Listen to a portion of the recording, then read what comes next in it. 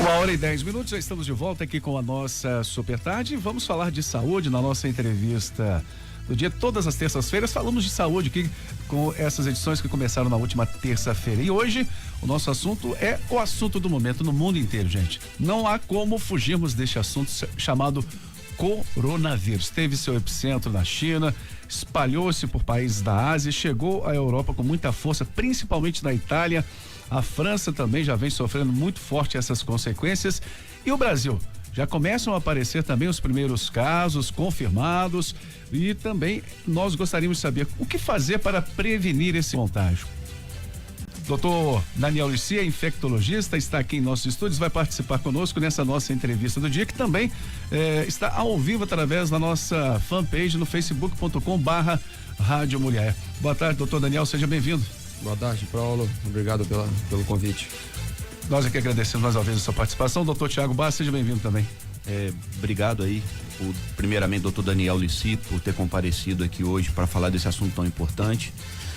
Segundo Falando Saúde aqui na Rádio Mulher, que serão todas as terças, né, Paulo? Isso. E aí toda terça a gente vai trazer um convidado e hoje falando de um assunto super importante, que é o coronavírus. Com certeza. Doutor Daniel, o que vem a ser o coronavírus?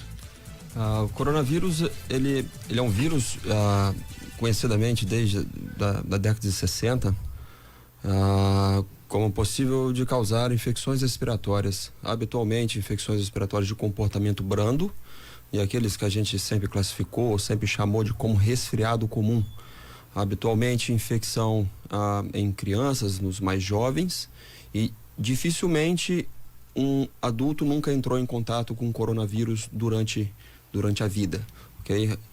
Mas é quase que regra que eles são infecções discretas, brandas, amenas, agudas e autolimitadas. Esse é o comportamento natural do coronavírus, historicamente. Porém, existem alguns dados dentro alguns episódios na história dessa infecção, que se começa ali um pouco depois de 2000 e também em 2012, onde a gente teve uma infecção em que ele teve uma capacidade de causar uma infecção respiratória baixa, no caso pulmonar, com infecção pulmonar e um quadro de insuficiência respiratória, né? Isso tecnicamente chamado como síndrome da angústia respiratória. E a gente está vendo um novo evento, uma nova forma de apresentação dele, um pouco similar ao que aconteceu em 2012. Novamente na história desse vírus aí em relação à humanidade. Doutor Daniel, um fato que vem marcando muito essa já podemos dizer o que? Uma epidemia, né? Não é uma pandemia, mas é uma epidemia, né? Já que será pandemia. Será, né? Será pandemia. Tá certo. Uma pergunta, há faixas etárias mais suscetíveis a esse vírus ou não? Sim, conhecidamente, né? A gente já tem essa informação dos eventos prévios, né, das epidemias prévias relacionadas à síndrome de angústia respiratória causada por esse vírus, né, em que as faixas tanto de crianças, os extremos de idades, né, tanto crianças quanto idosos são os mais suscetíveis a manifestações mais graves. Na verdade, todo mundo é suscetível, né, quem não entrou em contato obrigatoriamente, sim. Né, porque não existe vacina para o coronavírus, então obrigatoriamente todo ser humano é suscetível.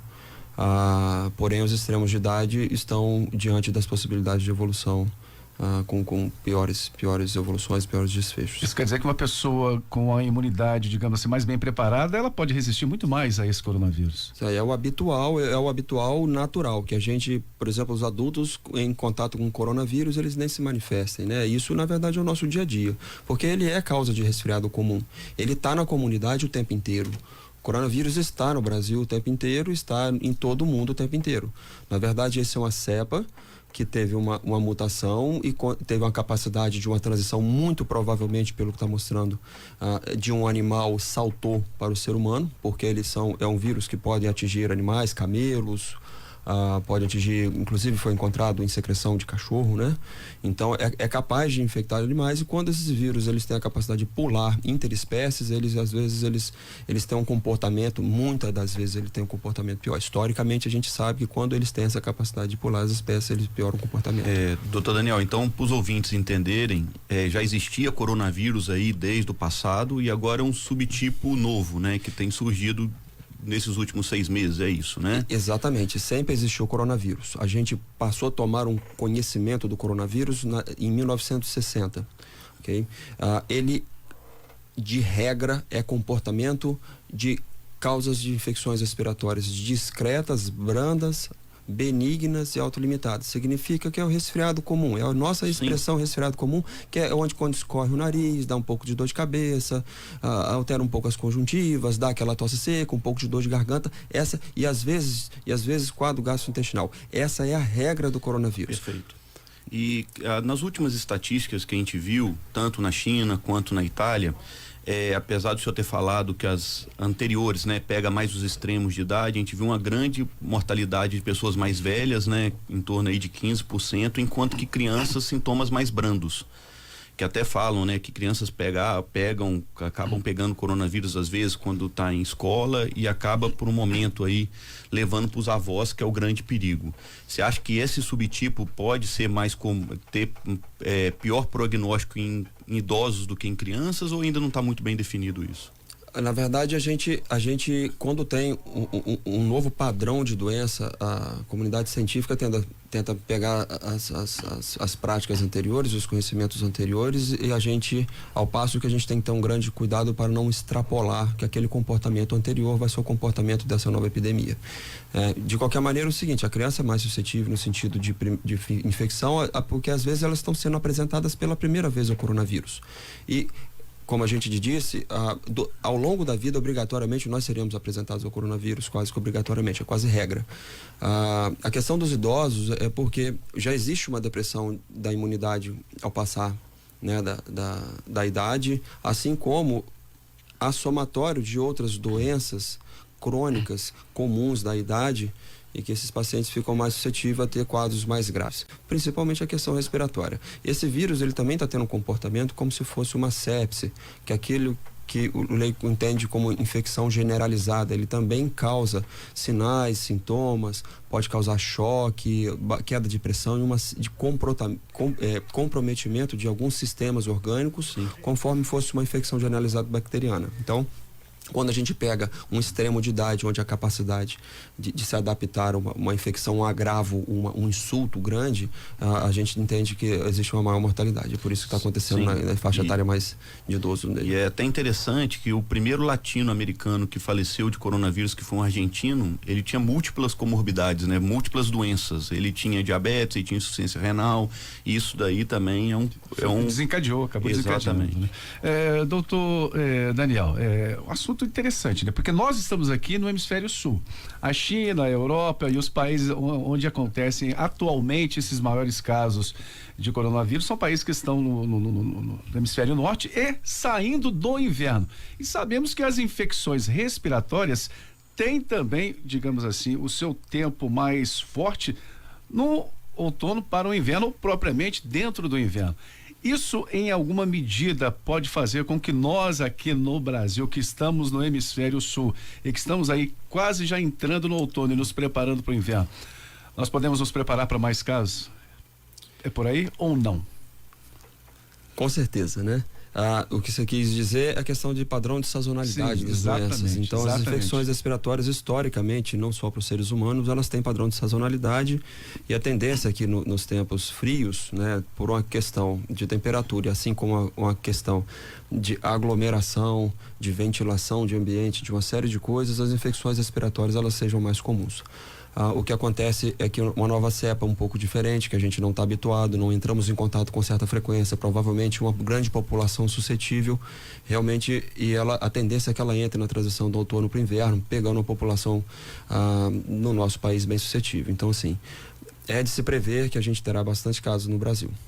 Estamos conversando com o Dr. Daniel Lissi, infectologista, falando sobre coronavírus, com a participação especial também do Dr. Tiago Bascos aqui, falando de saúde. O que as pessoas precisam saber e fazer para se prevenirem contra esse contágio, doutor Daniel? O contágio, né? A gente fala um pouco sobre o contágio antes de eu responder a pergunta objetivamente. O contágio ele é feito através das infecções, das secreções respiratórias. Você precisa de contato próximo, porque historicamente a transmissão é por secreção e por gotícula. Gotícula significa aqueles fomites, aquelas coisas que você pode soltar durante espirros, tosses ou conversações. Então, habitualmente é de contato mais próximo e mais íntimo. Okay? Assim como as nossas mãos podem carrear a questão dos vírus e qualquer outros micro-organismos e a questão da aglomeração, dos comprimentos, do contato próximo também gera o risco da transmissão. Então, assim, a questão do contágio, a gente deve evitar neste momento grandes aglomerações, locais mal ventilados, locais onde aglomeram pessoas possivelmente doentes, né? O máximo possível de ter as etiquetas de saúde, que é a higiene das mãos, né? Espirrar de forma correta, habitualmente sobre o antebraço e o cotovelo, ao invés de espirrar e tossir sobre a mão. Se você está durante um período de infecção, manter sempre a higiene das mãos, a higiene dos locais. Então, a coisa mais importante seria evitar aglomerações, evitar contato próximos em locais onde pode ter dúvida, manter os locais sempre bem ventilados, janelas abertas, não manter a questão da luz solar, e a gente ter as etiquetas e as pessoas doentes evitar, inclusive, procurar grandes populações e procurar locais públicos, né? Seriam as formas de se evitar. Outras formas de se evitar do ponto de vista técnico, né? A questão da máscara, a utilização de máscaras adequadas, seria para a população geral a questão da máscara cirúrgica. Quando houver dúvida e houver local de risco, né, de transmissão, a pessoa usar máscara cirúrgica seria uma possibilidade. Em Muriaé a gente ainda não tem nenhum caso, na verdade, então no Brasil ainda também não existe a questão da transmissão local, né, os casos praticamente são todos importados ou diretamente relacionados aos casos importados, né, então a gente ainda não precisa esse alarde todo, mas a questão de todo cuidado em relação às transmissões é importante. É interessante que a gente fale agora a questão do tratamento. Há um tratamento específico, doutor Daniel? Não existe droga específica estabelecida para o coronavírus no mundo. Existem série de testagens, provavelmente os ouvintes já ouviram falar que algumas drogas vêm sendo testadas. Na verdade, a gente a comunidade científica testa a droga para vírus o tempo inteiro. Então, antes mesmo que venha uma epidemia, existem vários estudos com testagem de drogas em diversos laboratórios. E a gente sabe habitualmente que pode haver uma atividade de uma droga para o vírus ou outro. Mas do ponto de vista de conduta médica, o que a literatura médica traz para a gente em relação ao tratamento, não há droga específica para o coronavírus. O tratamento do coronavírus, ele é de suporte. Significa, frente às disfunções, frente a algumas falências, frente a algum acometimento clínico, o médico vai fazer a intervenção em cima de contribuir para que o paciente consiga melhorar daquele. É quase um tratamento contra a gripe, então. Exatamente, só que a gripe que a gente chama no popular de gripe, que a gente pode falar que eles serão o influenza, o influenza a gente tem o oseltamivir, né, que é uma droga específica para eficaz e preventiva. Eficaz de tratamento, não preventiva, sim de tratamento. O coronavírus a gente não tem essa droga, não existe. E como que se faz a definição do caso, doutor Daniel? A definição do caso hoje no Brasil, ela tá se a pessoa tem febre, sintomas respiratórios, que é a questão de tosse seca, dor torácica, alguma falta de ar, e ela tenha contato direto com caso suspeito, contato direto com caso confirmado ou proveniente de áreas com transmissão local do vírus. Então são as três formas da gente entrar como caso suspeito no país. E o caso confirmado são aqueles pacientes que você teve a confirmação através da realização dos exames de PCR, que isso é feito nas centrais, nos LACENs, nos laboratórios de referência do Estado. Quanto que é esse período de transmissibilidade? Tem um prazo para isso? A período de transmissibilidade, ele acontece aproximadamente com 7 dias do início dos sintomas, só que parece existir também transmissão antes do início dos sintomas. Isso está para acabar de ser estabelecido na literatura. Esse é um dado que não está assim, correto do ponto de vista de eu afirmá-lo, mas tem evidências que há transmissão mesmo antes de sintomas e mesmo em pacientes são assintomáticos, né? As formas brandas, discretas e assintomáticas das doenças, eles também transmitem coronavírus. E o período de incubação que é outra coisa importante, que é desde quando eu me expus ao risco até quando eu posso começar a ter os sintomas. Ele, em média, é de 4, 5 dias nessa nova, podendo chegar até 7 dias, né? Desculpa, com o período de 7 dias sendo mais frequente, né? E de 2 a 7 dias. Porém, casos extremos até 14 dias de incubação. Ou seja, eu vim de uma área com transmissão local, eu tive contato com alguém que teve coronavírus, eu posso esperar até 14 dias para início de manifestação, sendo que mais frequentemente ocorrerá dentro dos primeiros 5. A gente falava sobre a questão sazonalidade, né? A África subsaariana até o momento não teve nenhum caso de coronavírus registrado. A África do Sul teve. Sim, só a África do Sul. Existe os casos, existe as notificações, né? A África do Sul, ela tem um bom sistema de notificação, o restante da África não tem um bom sistema de notificação. Então, a questão de se fazer o diagnóstico não necessariamente significa que não teve início dos casos. O Brasil, por incrível que pareça, às vezes, apesar de que muita gente pense, o sistema epidemiológico brasileiro é muito bom. Ele é muito bom. Então, nós temos segurança realmente que está tendo os casos, que nós vamos fazer diagnóstico, que teremos kits para fazer o diagnóstico. Existe um sistema com fluxo todo feito para as referências em relação à realização do diagnóstico de coronavírus no Brasil. Mais uma pergunta que eu gostaria de fazer ao Dr. Daniel Lisset, infectologista, e hoje aqui conversando conosco, falando sobre saúde, falando sobre o coronavírus. Você falou que ele veio realmente para o mundo na década de 60, mas pelo que a gente percebe aqui, pesquisando nas redes sociais, ele foi isolado pela primeira vez na década de 1937, para ser mais preciso. Isso, a questão da circulação e realmente ele ser levado como importante, ele vem a partir da década de 60, historicamente, dele ser considerado como rota importante. E ele é isolado, inclusive, em vários animais, na questão veterinária. Então, assim, é um vírus bem disperso, pega várias espécies. A questão realmente da importância dele em relação à humanidade, ele sempre de ter causado infecções muito brandas e de resfriado comum, que são autolimitadas. A gente nunca teve problema com coronavírus, a não ser a MERS, em 2012, e um pouco antes, no início da década, ali de 2010, próximo de 2010. Então, assim, realmente são os 2 episódios conhecidos na humanidade. Não estou falando que ele não teve antes da gente conhecê-lo, mas são 2 episódios importantes, e ele já teve esse comportamento que ele está tendo agora, outrora. Nós temos aqui um clima o clima da nossa cidade, as temperaturas médias oscilam acima de 24 graus anualmente, né? À exceção dos períodos de maio até agosto para setembro, quando elas baixam, nem tanto assim, né? Mas, de certa forma, nós aqui trabalhamos o ano inteiro praticamente com o ar-condicionado ligado. E ar-condicionado ligado, ambiente fechado, aglomeração de pessoas. Isso aí é uma porta de entrada para o coronavírus. Isso, sim. Também, lógico, os ambientes fechados, mal ventilados, porém, quando a gente está no inverno, a tendência é que tudo fique fechado, inclusive mal ventilado, né? Então, realmente a gente tem as infecções respiratórias mais frequentes nos períodos de menor temperatura. E a questão de temperatura, que você veio me falando e acabou vindo à cabeça, a gente tem um estudo agora que viu que ele é capaz de permanecer em superfícies por dias, né? Ainda vivo. Qual é a importância que o ambiente, as superfícies inanimadas, superfícies materiais tem na infecção do desse coronavírus 19, ainda não está muito bem definida.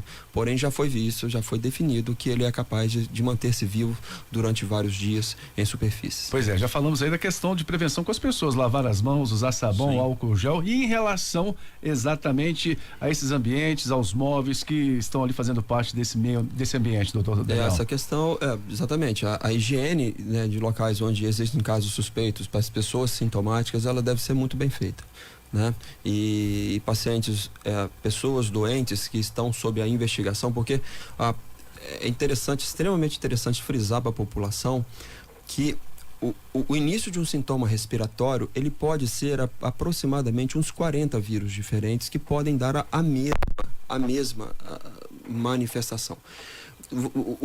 o paciente, o cidadão, ele não tem como cobrar do médico que o médico dê a ele o diagnóstico de coronavírus por olhar para ele, assim que ele fizer as queixas, examinou, ele vai dar o diagnóstico de coronavírus.